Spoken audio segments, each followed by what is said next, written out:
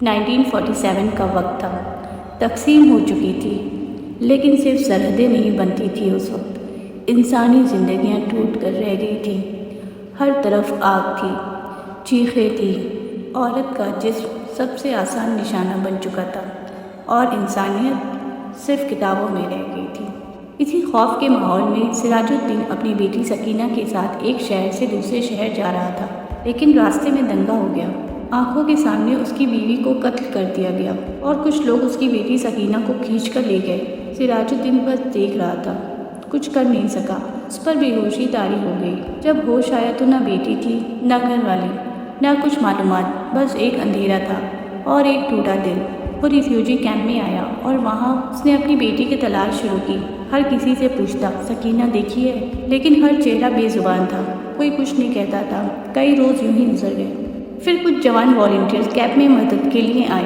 سراج الدین نے رو کر ان سے اپنی بیٹی کا ذکر کیا، نام، عمر، چہرہ سب کچھ بتایا۔ وہ کہتے ہیں، چچا اگر آپ کی بیٹی زندہ ہے تو ہم اسے ڈھونڈ کر لے آئیں گے۔ سراج الدین نے صرف دعاؤں میں ہاتھ اٹھائے۔ اور پھر ایک دن، کچھ دنوں کے بعد، کچھ لوگ آئے اور اس سے کہا، چچا آپ کی بیٹی مل گئی ہے۔ سراج الدین نے آنسو جھلک گئے، جذبات کا طوفان اندر سے امڑ پڑا۔ اس نے پوچھا، کہاں ہے میری سکینہ؟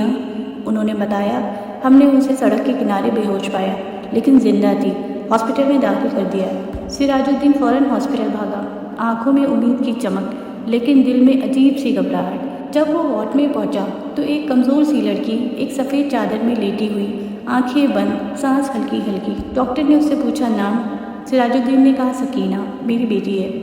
ڈاکٹر نے اس کے کان کے پاس جا کر ہلکے سے کہا، سکینہ؟ انہیں پلکیں ذرا سی ہلائی۔ ڈاکٹر نے ذرا بلند آواز میں کہا، سکینہ کھول دو، اور ترنت لڑکی نے اپنی شلوار کی نفا کھول دی۔ ڈاکٹر کا چہرہ زرد پڑ گیا۔ سراج الدین کا دل چیخ سے ٹوٹ گیا۔ وہ گر پڑا، بے ہوش ہو گیا، کیونکہ اس کی بیٹی اب صرف ایک جسم رہ گئی تھی جس نے صرف ایک بات سیکھی تھی، کھول دو۔ اس نے سمجھا کہ پھر کوئی آیا ہے۔ وہ تو زندہ تھی، لیکن اندر سے سب کچھ مر چکا تھا۔ یہ ایک کہانی نہیں، یہ وہ سچ ہے جسے ہر دفعہ لوگ بھول جاتے ہیں۔ کھول دو انسانیت کے منہ پر تھپڑ ہے۔ مانٹو نے اس کہانی کے ذریعے یہ دکھایا ہے کہ جنگ صرف سرحدیں نہیں توڑتی، بلکہ انسانی ضمیر اور ویلیوز کو بھی تباہ کر دیتی ہے۔ سکینہ زندہ تو تھی، مگر اس کے اندر سب کچھ مر چکا تھا۔ اس کے ذہن میں صرف ایک ہی کمانڈ رہ گئی تھی، کھول دو۔